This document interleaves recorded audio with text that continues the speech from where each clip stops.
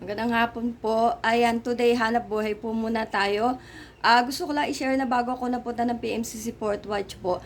Ako po ay nasa MLM, Multi-Level Marketing, at saka nagki-cryptocurrency. Kasi magtataka yung iba, di ba, na bakit ako nakakatulong despite na ako ay paralyzed po. Dahil sabi ko nga, sa biyaya ng Diyos, isa sa alam ko, sa mga nagustuhan sa akin ng Panginoon, kagaya nga ng nanay ko, kung bakit ako ay kumbaga pinagkatiwalaan niya magdala ng kanyang mga salita, bagamat ako po ay yung nga kabagay po sa PMCC Portwide, so may karapatan sa biyaya ng Diyos ay yung pagiging giver nga without asking anything in return.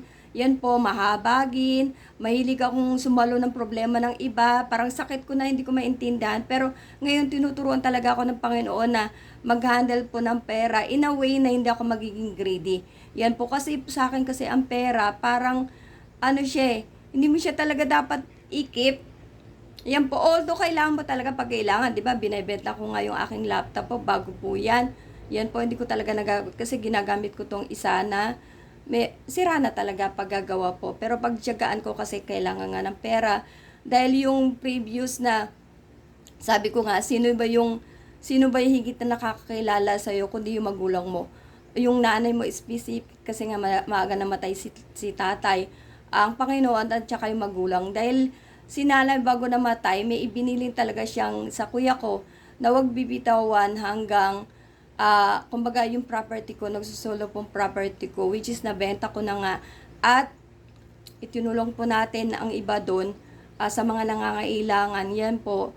So, ngayon tinuturuan talaga ako ng Panginoon mag-handle ng pera. Not in the way na magiging greedy po ako. At yung nga, bakit ba ako nakakatulong despite na meron kang may sakit ka. Magpa 5 years na po kong hemorrhagic stroke. Bakit ako nakakatulong sa tao? Yan po. So, sabi ko nga, galing ako sa MLM at ako po ay nagki-cryptocurrency.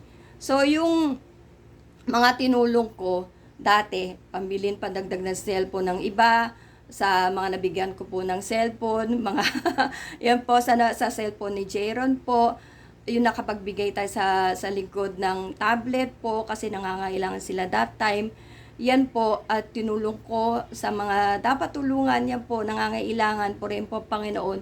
Yun po yung mga libre-libre lang na farm ko po sa cryptocurrency kasi yung ano nga, yung Pure Max nakatulong talaga sa akin, yung memory call, memory loss, dahil opera po ako sa brain, nakatulong para bumalik. So, naalala ko, sabi ko, may pipe pala ako na na app. So, in-install ko uli. At praise be to God po. 60 years ko kasi pinarm yun, puro libre lang po. Doon ko kinuha lahat yung mga naitulong ko. Yan po. At until now, meron akong GC na nagtuturo tayo ng actually tatlo yung objective nun. Yung wala pang kaligtasan, makatanggap ng kaligtasan, yung may sakit, gumaling, at saka yung walang pera. Yan po, na sana nga po, sabi ko yung vision battle ko, sobrang mahigit pa sa pangarap ko nung ako'y nasa sanlibutan ng laman niya. Kaya sabi ko, Lord, sana bago mo kukuhanin or bago anything, sana magawa ko po yung mapulfill yung laman ng vision battle ko po dahil sobrang laki. Yan po. So, yun na, kumbaga kung ano yung karunungan na binibigay sa akin ng Panginoon. Tsaka kasi dapat lang din talaga na punong-puno po tayo talaga ng pag-ibig po sa tao. So, madali talaga ako maawa. Kaya pagka may umano sa akin, yan bigay, not knowing na nawawalan ka na, pero hindi ako natatakot kasi. Ang ano ko, yung nga, sa biyaya ng Diyos na tayo po'y nag-mature sa faith, na nawala yung, may takot pa rin, totoo yun, pero medyo nabawasan na sabi ko, bahala ka na sa akin, Lord. Sabi ko, alam mo yung mga gawa ko, ganyan, na walang pagmamalaki, basta yung iniiyak mo lang lagi. So ngayon po, yung dati nga nag-Firmax ako, ang laki talaga na nakatulong sa akin dahil yung mga luwas-luwas ko talaga, galing yung sa lakas ko nun, dahil sa Firmax po, nagpaalam ako sa upline ko, sabi ko kasi medyo malala yung yung sakit ko. Sabi na rin ng doktor kahit nasa nasa abstract ko po na malabo akong gumaling. So ngayon nag-upgrade. Yun po, i-share sa akin to ng dalawang kapatid. Actually, yung una, hindi ko pinansin kasi sabi ko 100,000, wala ko niyan. Ngayon, isang kapatid naman, ayan po, ay TerraCare device. Ito po yung classic. Okay, so terahertz at ano po to. Kumbaga, isinare sa akin ng isang kapatid, naging interested ako. Sabi ko ngayon, pinanood ko yung video na inano niya. Tas, that time nga, yung, sabi ko nga, yung iniwan sa akin ni nanay nga, na yung bahay ko po, nabenta ko na po yun. At tinulungan natin sa mga nangangailangan po. At saka sa church, yan po. Yung Thanksgiving ko. Basta kung saan-saan na, yan po. So, wala ko naiwan sa akin. Kaya nung ito'y dumating, wala na akong pera. Yan po. So, ginawa ko na lang ng paraan. Ito po ay na-share sa akin kaya naaral ko. Sabi ko nga pati medicine tuloy na in love ako simula ako na-stroke. At ito po ay Theracare Care is a handheld device marketed by Prime International. More than 100 countries yata to.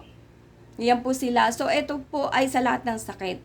Yan. So, yung aking mga libo-libong cells na namatay, brain cells, ito po ay kumbaga, re-restore niya, bubuhayin niya, magkakaroon ng bagong stem cells, yan po, mga cells.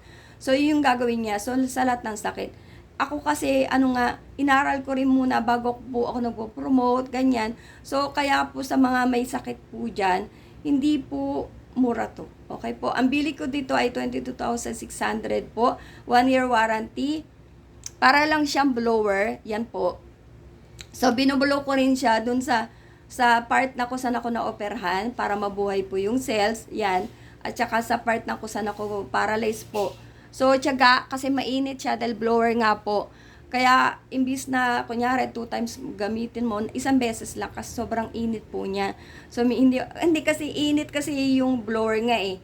Di ba pag tayo nagpapainit po sa labas, sa araw, yan po, ay, di ba yung likod natin, yung mga buto natin, yan po. So, yung inaano niya, combines terahertz, so scalar wave and infrared technology to resonate with human cells, aiming to activate normal cells and eliminate unhealthy cells po. So, yung gamit po nito, ayan, sorry po, ano lang niya, re-restore niya lang yung mga namatay na ugat. At ako nga, sa biyaya ng Diyos, ito talaga yung kamay, ang huli talagang maano niyan. Ang alam ko, yun po ay sa pag-aaral ko, sa kakayahan ko po.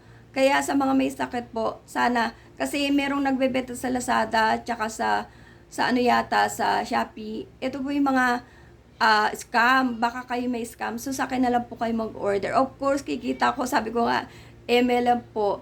Pero tulong niya na po sa akin yan. Sa mga may cancer po, yan. So, sa lahat ng mga stroke po, makakatulong po sa inyo. Kasi ako, magto 2 months pa lang, although sabi ko nga, Jeron, sabi ko, anak, mga gano'ng katagal kaya ako gagaling nito paggamit ko to. Kasi yung kagaya ko raw, 8 months. Sabi niya, Mami, siguro mga 3 to 6 months, ganyan. Nakaka 2 months ko lang po. Kasi, Mami, yung meiosis, tsaka, may sinabi pa siyang isa. Nakalimutan ko po. Meiosis, basta yung may isa pa eh. Ayan siya, hindi ko na naalala. Kasi ano yan, Mami, mga 3 to 6 months, ganyan. Pero sabi ko, nak, alam mo, ang paid ko, mga 3 months. Kasi ramdam ko na ngayon 2 months, na, kumbaga, iba na yung pakiramdam ko. Although yung nga, sabi ko po, iba-iba po ang cancer, ang stroke po. So, hindi mo sasabihin siya, mabilis gumaling. Depende po, lalo na sa kung saan pumutok po yung ugat. At saka depende kung ischemic ka, kung hemorrhagic ka po, so yun. Kaya kung sa may magusto po, may sakit kayo malala, hindi mo na kailangan dialysis. Yan po. So, kontakin nyo lang po ako. Hindi kayo sa akin magbabayad. I-share ko po yung tao na pinagbilan ko po nito para hindi kayo ma-scam. Yan po. So, message nyo lang po ako. Yan, para gusto natin, di ba, wellness, yan po. Kasi nga, kailangan natin sa paglilingkod, lalo na tayo ay fit to serve. Yan po. So, purin po Panginoon sa mga interested po dyan. Yan. So, message nyo lang po ako. Salamat po. Ayan, title natin, Hanap Buhay Muna. Yan. God bless us all.